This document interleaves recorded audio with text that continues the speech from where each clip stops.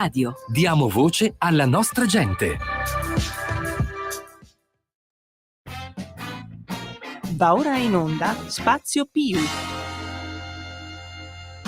Buon pomeriggio e buon ascolto a tutte le signorine, a tutti i signorini che ascoltano questa trasmissione ogni martedì pomeriggio. Sono Mimmo Magnetta, questo è il consueto Spazio Più del martedì, e dove si parla appunto di popolo, delle partite IVA, dei lavoratori autonomi, che in questa Italia vengono sempre di più massacrati invece che aiutati. Insomma, noi abbiamo i piccoli imprenditori, sono quelli che sono l'ossatura di questo nostro paese, invece che venire aiutati vengono ogni volta di più affossati.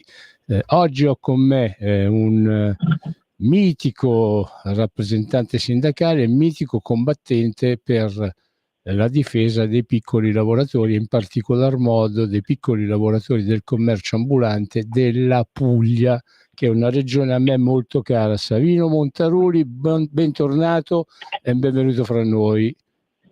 Ciao Mimmo, buonasera a tutti i tuoi radioascoltatori, buonasera Radio Libertà e grazie per il servizio che rendete. Io lo definisco servizio pubblico perché l'interesse collettivo dell'informazione è sempre di interesse pubblico e quindi va salvaguardato. Voi fate questo egregiamente, grazie. Savino, sono anche telespettatori, perché ormai Radio Libertà è un ente audio televisivo, hai capito? Anche una televisione. Perfetto, chi vuole ci bene. può anche vedere sul digitale terrestre 252, oltre che sentirci sulle radio DAB e su tutte le altre varie applicazioni. Ho fatto anch'io la mia parte a livello pubblicitario per quello che sono gli strumenti per seguire la nostra radio. Savi, dove ti trovi adesso? A che punto della Puglia ti trovi? Esattamente come l'altra volta mi trovo sulla ex strada statale 98 verso la città di Altamura. Noi abbiamo fatto un collegamento l'altra volta ed era la stessissima circostanza, solo che l'altra volta tu hai portato fortuna perché abbiamo chiuso l'intesa del riaccorpamento del mercato, che per un anno è stato diviso bisettimanalmente per consentire i lavori pubblici in un'area di mercato. Oggi invece, esattamente a distanza di 2 mesi, torniamo ad Altamura, questa volta con i furgoni, a manifestare in accordo con la questura, carabinieri e polizia locale, perché sono passati 2 mesi e ancora non si è verificato questo accorpamento. Io l'altro giorno proprio ad Altamura è caduta la giunta, nel senso che il sindaco ha azzerato le deleghe e praticamente in mezza giornata ha riaffidato gli incarichi. A noi per fare un accorpamento di mercato sono passati 2 mesi e stiamo, come si dice ad Andria, ancora a zero. Siamo costretti addirittura a manifestare.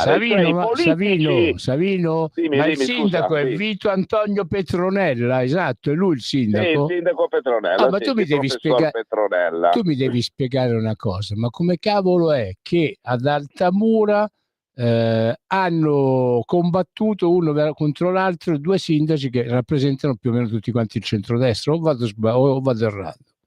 È giusto? Sì, anche lì c'è stata un'anomalia, peraltro è una giunta che adesso ha aperto le porte anche ad Azione, quindi sono entrati altri consiglieri, ma ormai la politica qui da noi è diventata, è diventato un circo. Basti vedere alla Regione Puglia quello che sta accadendo, consiglieri che passano da una parte all'altra, scampoli di consigliatura o di legislatura, visto che parliamo della Regione, che mette dentro tutti per 4 spiccioli, per 4 briciole.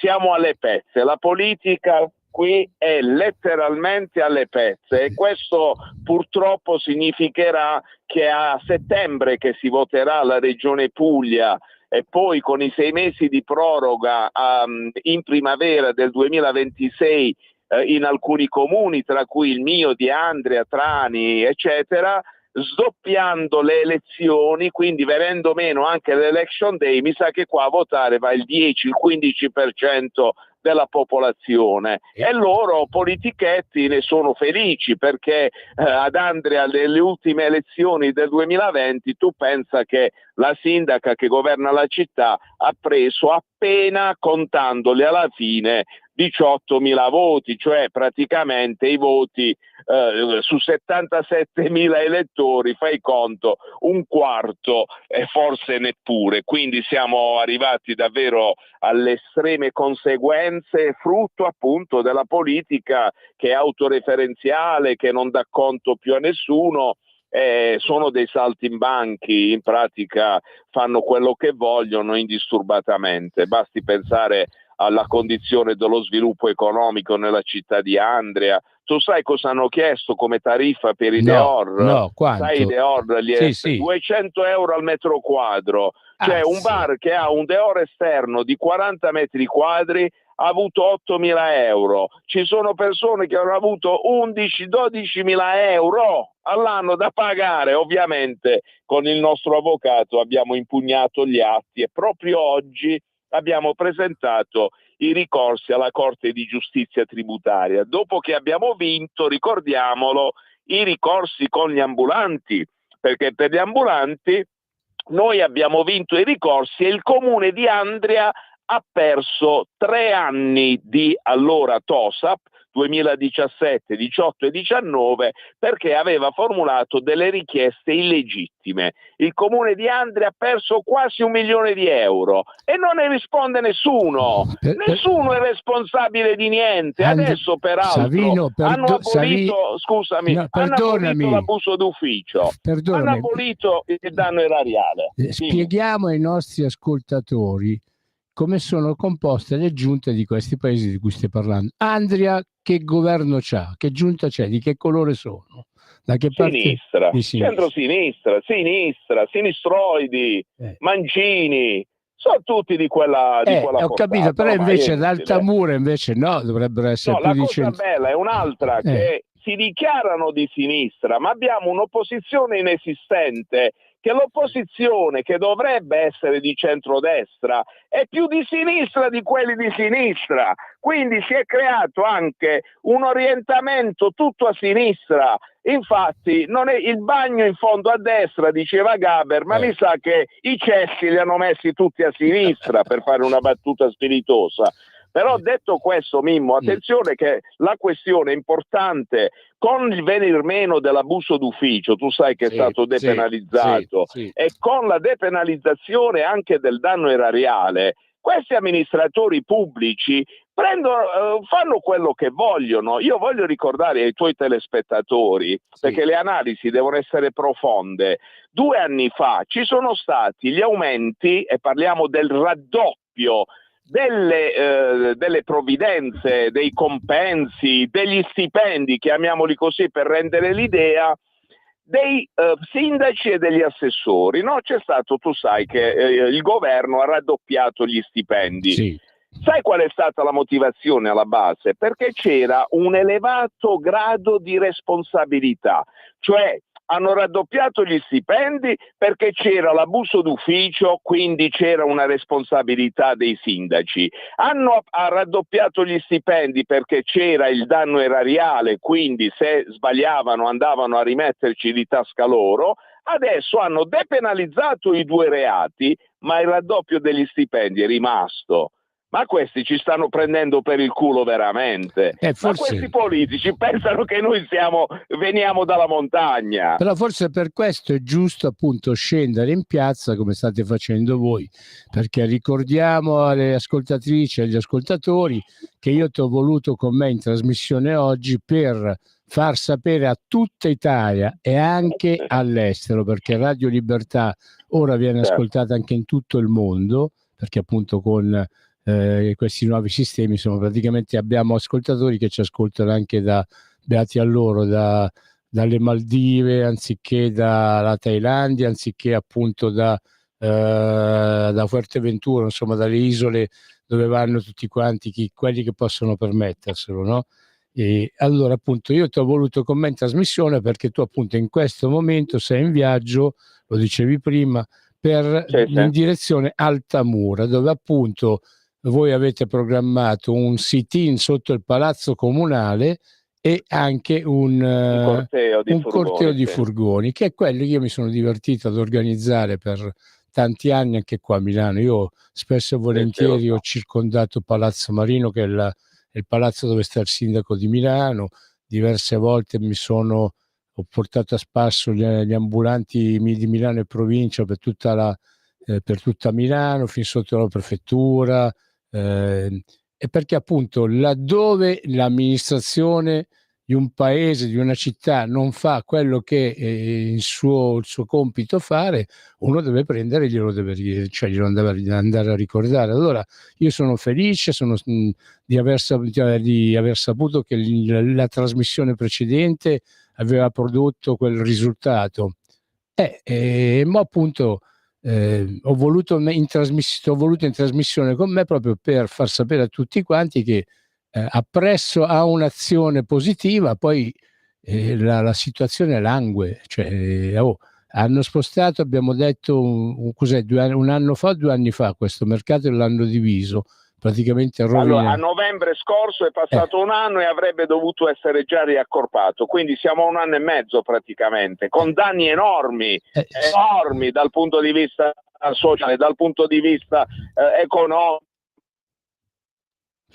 Tu pensa cosa significa lavorare metà giornate su 52 mercati, perderne 26 in un anno. Lo so benissimo, perché tu sai, Savino, io ho fatto anche io l'ambulante in vita mia, sì, certo. Facevo il mercato a Corsico, dove l'avevano diviso in 2, praticamente un giorno si lavorava una settimana e metà un'altra. No.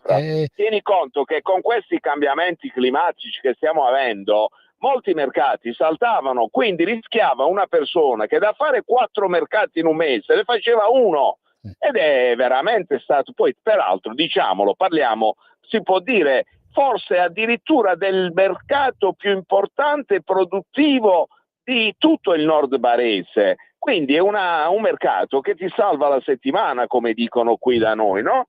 Quindi un danno economico importantissimo, che si svolge anche un fatto psicologico. Savino, il mercato di Altamura in che giorno si svolge? Il sabato è del giorno importantissimo, una giornata molto interessante. E perdonami, quanti operatori ci sono? Da quanti operatori è composto? 2 turni, uno da 125 e uno da 90, quindi in totale sono 215 circa. Che assieme appunto facevano un mercato di una certa importanza.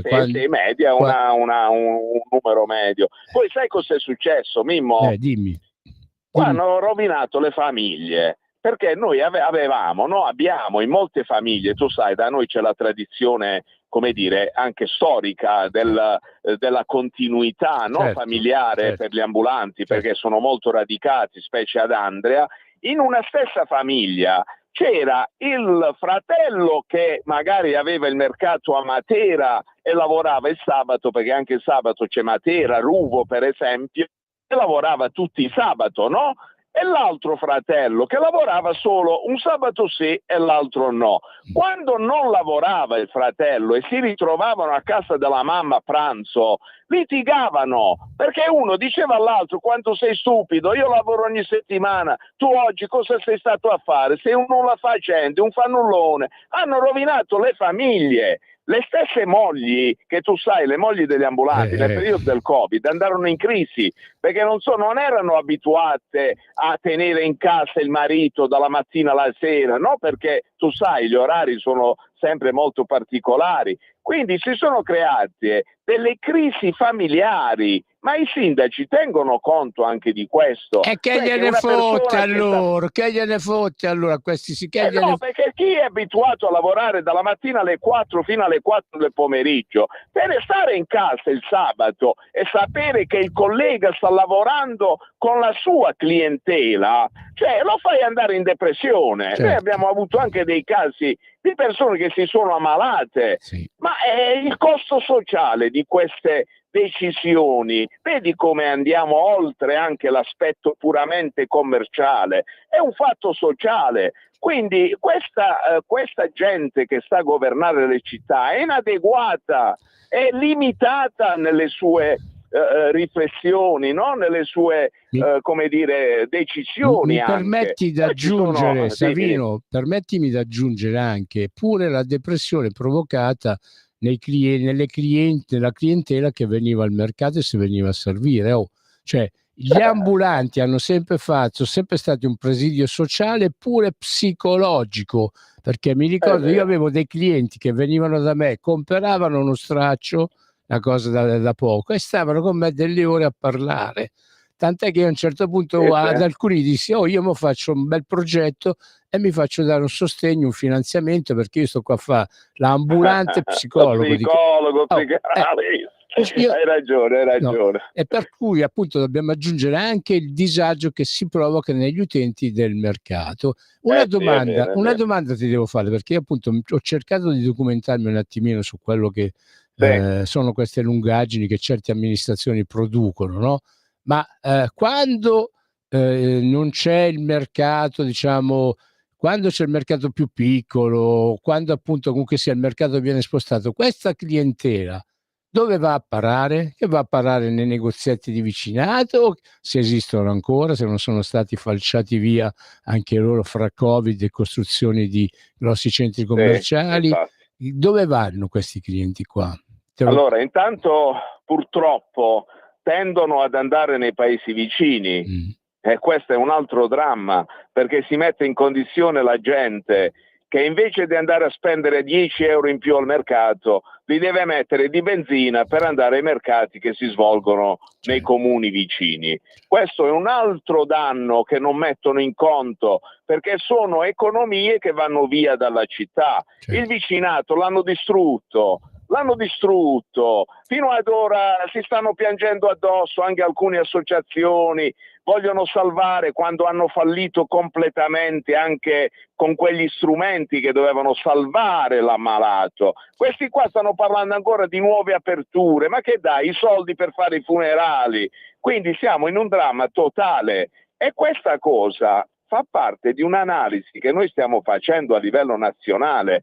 Guardate che i centri cittadini che si sono desertificati, tu hai visto negli ultimi 12 anni 180.000 botteghe, negozi in meno e 26.000 ambulanti in meno in Italia, le città desertificate, mentre tu un mercato, quando il posteggio diciamo viene lasciato, c'è la possibilità che qualcuno possa tornare ad esercitare qualora un mercato venga riqualificato, portato in centro, eccetera. Un negozio a sede fissa, quando chiude, non apre più.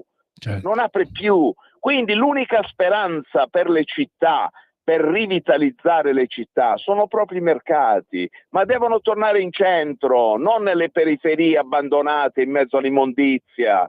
Queste cose la politica non le capisce. Fatti fare un'altra... non solo non è capace, non capisce, è ignorante, ignora i processi che abbiamo davanti a noi di qui a 10 anni. Le città sono desertificate, insicure, buie, spente. Savino, fatti fare un'altra domanda per cortesia. Ma ad Altamura, per caso c'è parte dell'amministrazione comunale che è pro costruzione di grossi centri commerciali, anche lei o no? O però invece così, perché non ignorano le cose, non conoscendo come sono le situazioni, non conoscendo il valore appunto sociale di certe iniziative appunto di lavoro, no? Che oltre che produrre lavoro e produrre reddito per le famiglie, poi producono servizi a favore della cittadinanza. Ecco, tante volte negli assessorati ci sono più persone che sono pro centri commerciali perché pensano che così ne guadagnano qualcosa o penso io male? Mimmo, il discorso centri commerciali è superato, caro mio. I centri commerciali stanno chiudendo anche da noi. Altamura ha subito l'attacco di Matera, di tutta la zona interna dove c'è stato il periodo dei centri commerciali. Adesso sai qual è il vero pericolo? Te lo dico io. Sono le medie strutture, quelle fino a 2.500 metri quadri, vari Penny, Lidl, Famila, che ti aprono sotto casa. Da noi stanno costruendo palazzine, immobili, dove già sotto soprattutto nei locali lasciano spazi di 1000-2000 metri quadri. Quindi mentre l'ipermercato tu lo dovevi andare a trovare sulla tangenziale, dovevi prendere la macchina per andare, questi grossi centri ce li hai sotto casa. Lidl a noi sta in via Trani. Questo è il nuovo business che distruggerà il commercio sotto casa, il commercio di vicinato. Gli ipermercati hanno fatto il loro tempo, lasceranno solo macerie nel vero senso della parola, e sta accadendo da noi. Abbiamo un centro commerciale ad Andria che era uno dei primi in Europa negli anni 2000. Oggi nella galleria non c'è più un negozio tranne l'Ipercoop che vive di offerte eccetera, che se tolgono le offerte anche loro devono fallire. Quindi è complessa la situazione, i mercati sono la vera rivalsa.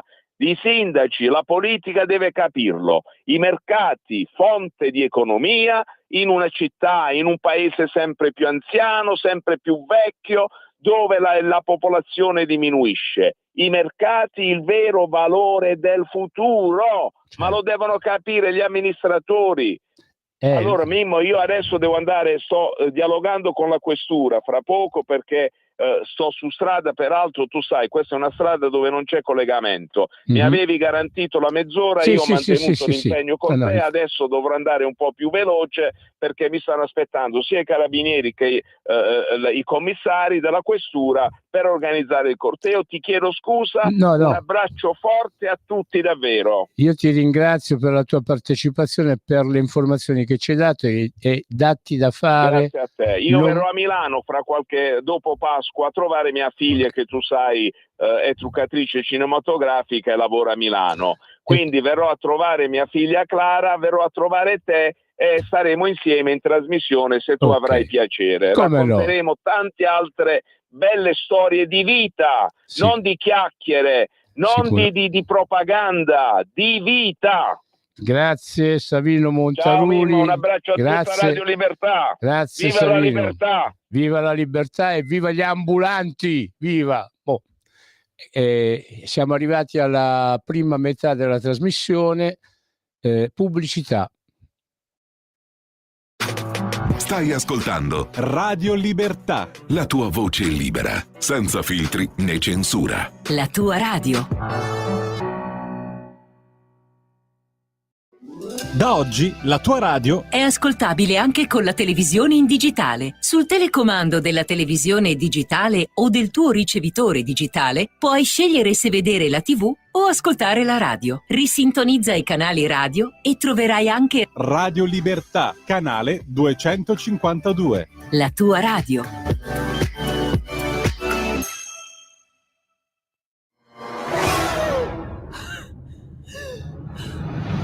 Pensa a respirare. Ora abbandonati. Che cosa vedi? Luce, oscurità, l'equilibrio. È tanto più grande. È stato un risveglio. Hai sentito? Conosco una sola verità.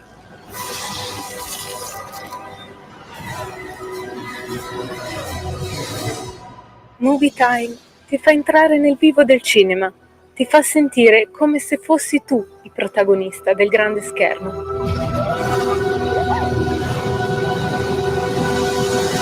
Ogni sabato dalle ore 16.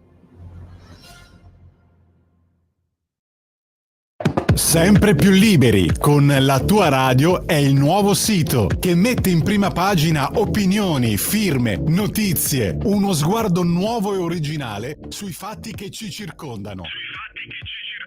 Il nuovo quotidiano online, semplicemente radiolibertà.net. Stai ascoltando Radio Libertà, la tua voce libera, senza filtri né censure, la tua radio.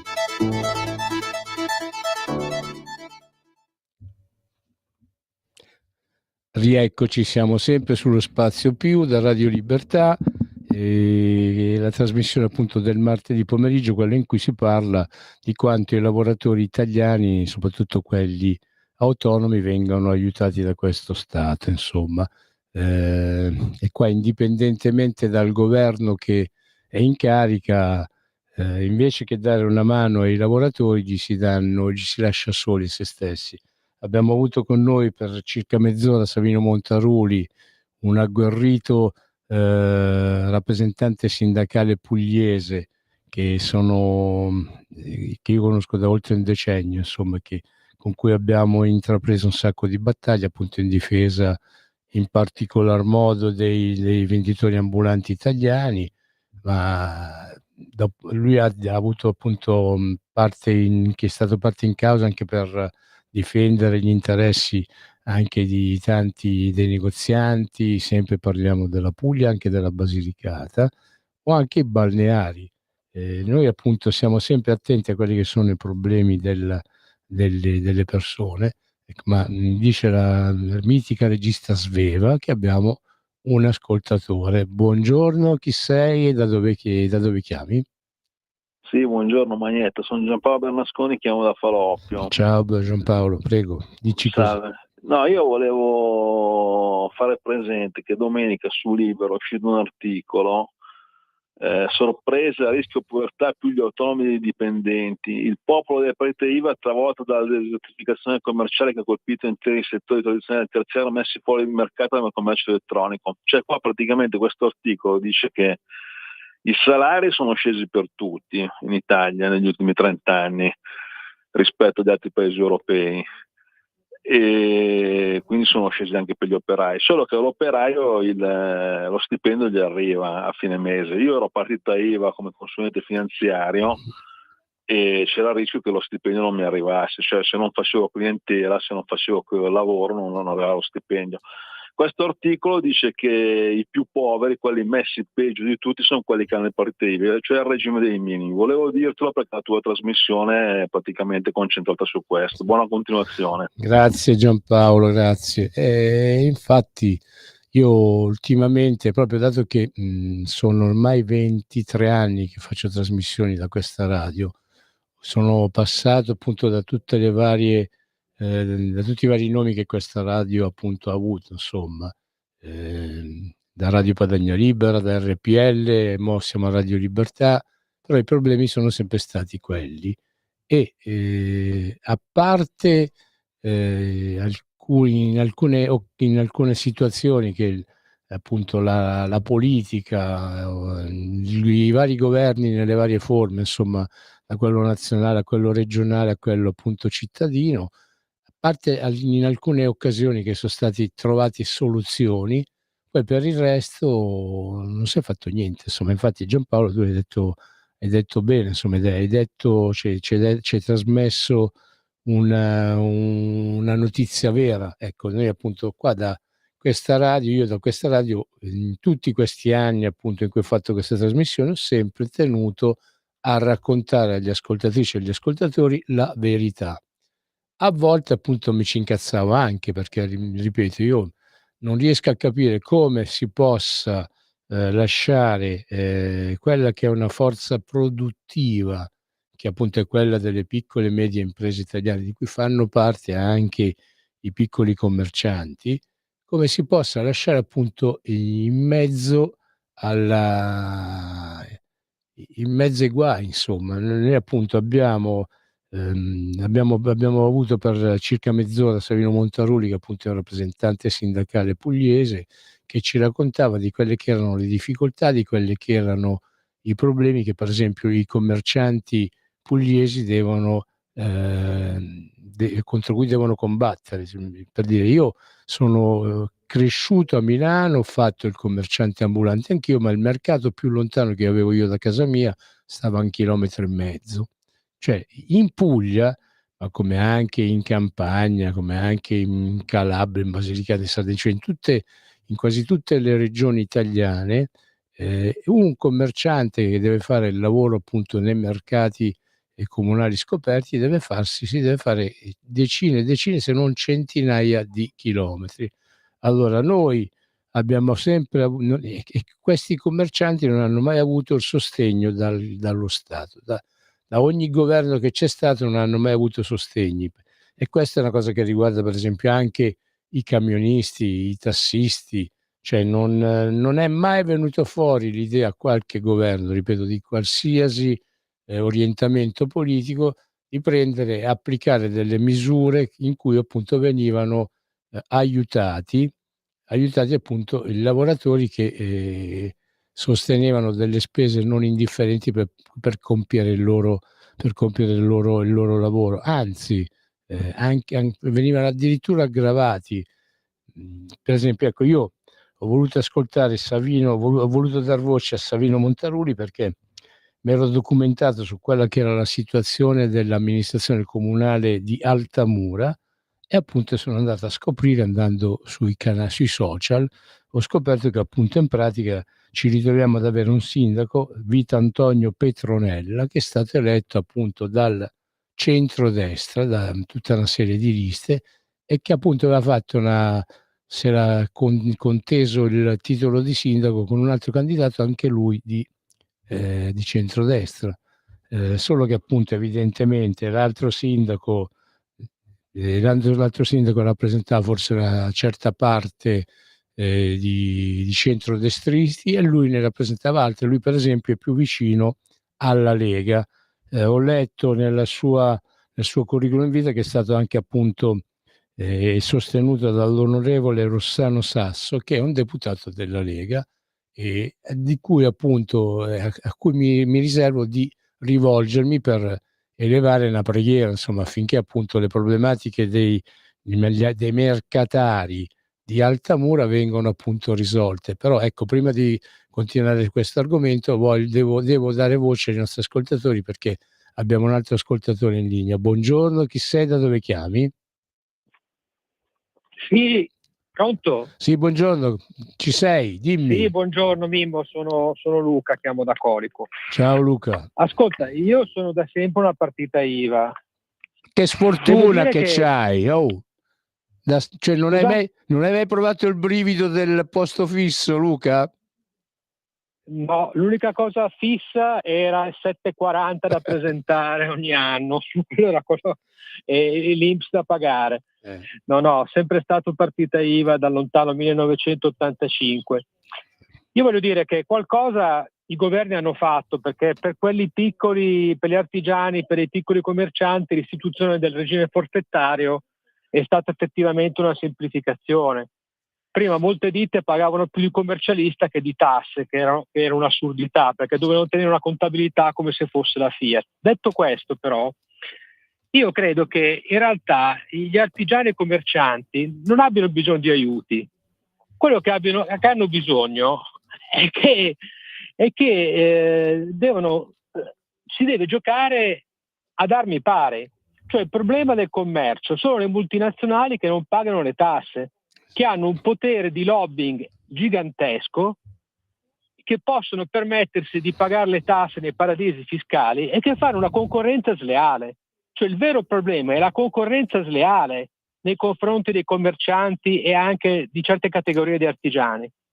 Cioè questo bisognerebbe risolvere a livello europeo, però è chiaro che quando tu hai delle società che fatturano miliardi di euro, che vanno nella UE e fanno valere le loro ragioni, hanno una voce molto più grossa e potente in quella sede, ma anche in sede dei nostri diciamo governanti, rispetto a quelli delle associazioni di categoria. Certo. Cioè il vero problema è quello. Certo. Perché i commercianti chiudono perché pagano tutte le tasse fino all'ultimo centesimo, mentre invece si trovano un concorrente che di tasse non ne paga. Certo, certo. Mi sembra semplice, io la vedo così. Grazie Mimmo. Grazie Luca. Luca da Colico ha centrato il problema. Il problema appunto invece, ecco, tante volte noi, anche io faccio mea culpa, anche da questa radio ho fatto trasmissioni in cui pigliavo e davo addosso agli abusivi che andavano sul mercato, che si piazzavano a fianco ai commercianti regolari e facevano opera appunto di concorrenza sleale, vendendo a prezzi più bassi, tante volte vendendo anche roba contraffatta liberamente sotto lo sguardo di anche delle autorità di polizia che erano preposte al controllo appunto della regolarità delle operazioni di vendita e di quello che veniva venduto. tante volte appunto ci scagniamo fra poveri, fra piccoli, e quando appunto poi invece il problema, come giustamente ci ha appena citato Luca di Colico, è quello. Noi abbiamo appunto delle grosse multinazionali che hanno la libertà di fare tutto quanto quello che volevano. Io infatti prima a Savino Montaruli avevo chiesto di sapere quale era la tendenza diciamo dei politici di Altamura, perché appunto volevo dargli come raffronto la situazione che noi qua al nord abbiamo vissuto per un sacco di tempo. Noi abbiamo avuto Corsico, per esempio, che è un comune dell'Interland di Milano che è stato amministrato per decenni e decenni dalla sinistra. Penso che qua ha cominciato ad amministrare Corsico il Partito Comunista Italiano, poi ci hanno amministrato il PDS e poi dopo il PD, insomma è stato terra di sinistra per decenni. A Corsico è la zona dell'Inter di Milano dove sono sorti come funghi più centri commerciali. Cioè se tu andavi appunto a Corsico, ma anche a Buccinasco, Cesano Boscone, a Sago, tu trovavi che tutta praticamente quella fascia di comuni che sta nel sud di Milano, tu trovavi ogni ben di Dio. È ironico questo ogni ben di Dio, che appunto io dico a livello di grossa distribuzione che chiaramente ha portato alla distruzione di tutte quelle piccole attività commerciali, di tutti i negozi.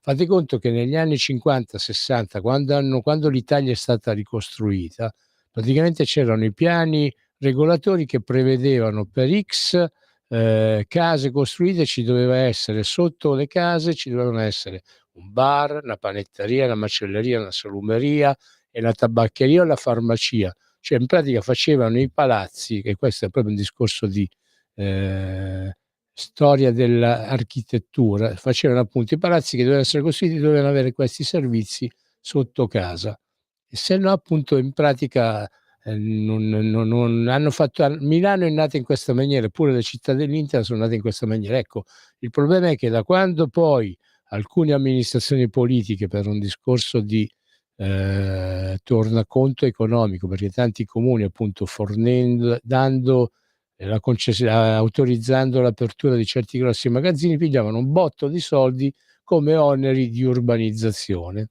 Cioè ci sono stati comuni che appunto hanno campato di quelli. C'è stato il comune per esempio di Segrate che è stato più fortunato perché ha campato su quelli che erano tutti gli oneri che gli derivavano dall'aeroporto di Linate, per dire. Ecco, il comune di Segrate ha campato e si è arricchito su quello.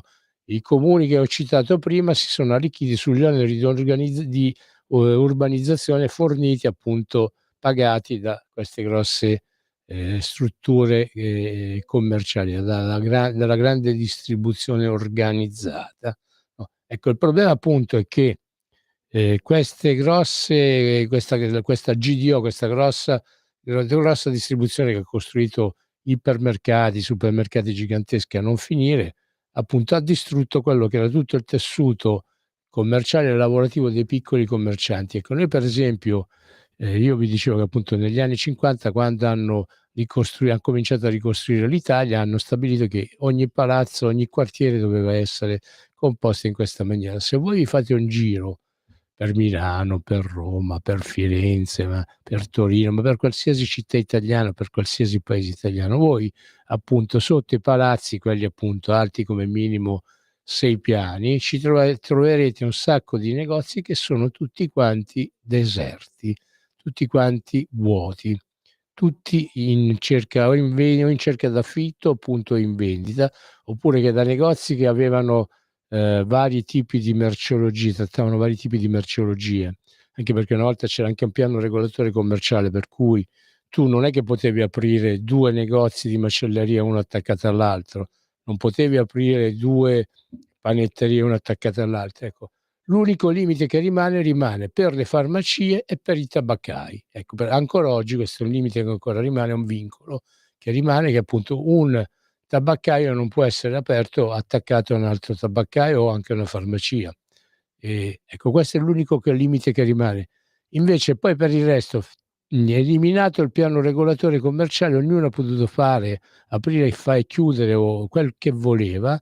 E cosa ha determinato questa liberalizzazione che appunto poi si è completata, ha trovato proprio il massimo livello di completamento con la legge Bersani, e qua si risale al 92-94, ha creato il deserto. Ci sono, ripeto, appunto, se voi girate un attimino, a parte, ecco, se andate chiaramente in corso Buenos Aires, in corso Vercelli, in via del Corso a Roma, a via Appia a Roma, o che ne so, al Ponte Vecchio a Firenze, ecco lì questo problema non c'è, perché se la via è una via appunto di grossa attrattiva commerciale, questo problema loro non lo vivono, non l'hanno vissuto, non lo vivono e non lo vivranno mai. Però invece se poco poco vi allontanate da queste vie che io ho citato, troverete un sacco di negozi vuoti che, grazie alla legge che si inventò il presidente Berlusconi, pace all'anima sua, lui si è inventato una legge per cui in pratica questi negozi che rimanevano sfitti, vuoti, rispettando alcune caratteristiche, potevano essere trasformati in abitazioni. Ecco, se voi appunto andate per esempio in zona Venezia a Milano, trovate un sacco di negozi che sono stati trasformati in case, in monolocali. Ecco, quello è stato il modo che appunto alcuni privati hanno potuto applicare per salvare appunto le loro proprietà. Ce ne sono tanti altri ancora, perché noi eravamo pieni di tante banche che appunto avevano grossi locali commerciali in affitto. Le banche anche hanno chiuso, perché ormai è diventato molto più comodo fare tutte le operazioni, è diventato comodo per chi è capace di usare sti accrocchi qua, i social, questi telefonini. Io per esempio ho alcune difficoltà, no? Però appunto io sono un povero vecchio ormai arrivato al limite della sua esistenza. Ci sono invece giovani che ormai tutte le cose le fanno attraverso le applicazioni, attraverso online, una cosa e l'altra, che in questa maniera per esempio anche le banche hanno chiuso i locali, si sono trasformate. È successo alle banche, figuriamoci appunto al piccolo commercio, ai piccoli negozianti o ai piccoli venditori ambulanti. E poi appunto quando ci si ritrova ad avere a che fare con certi sindaci che hanno vinto le elezioni combattendo addirittura con persone che la pensavano anche nella stessa maniera, ecco, infatti l'idea mia glielo volevo proporre appunto a Savino Montaruli, era quello di interpellare il sindaco di Altamura, addirittura lo volevo invitare in questa trasmissione, però è stata una cosa che abbiamo fatto cotta e mangiata così nell'arco di 5-10 minuti stamattina. Ma prossimamente appunto è mia intenzione di contattare il sindaco di Altamura, Vitantonio Petronelli, e chiedergli perché, a fronte di una risposta immediata e che c'è stata quando appunto hanno avuto un incontro appunto al palazzo del sindaco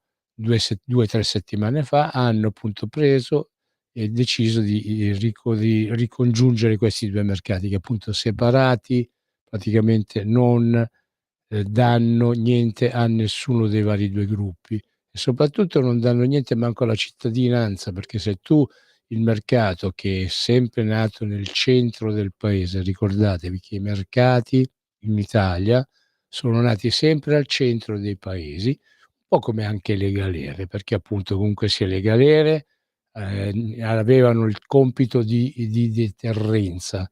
Cioè, il fatto di una galera che stava al centro di un paese, di una città, fate conto, Regina Coeli sta al centro di Roma, San Vittore anche, Poggioreale, cioè tutti, Palermo, Catania, insomma, hanno tutti carceri al centro del paese. Il compito delle carceri al centro delle città era quello appunto di deterrenza, per spiegare, per far capire agli abitanti del paese che se andavano contro la legge pagavano e finivano là.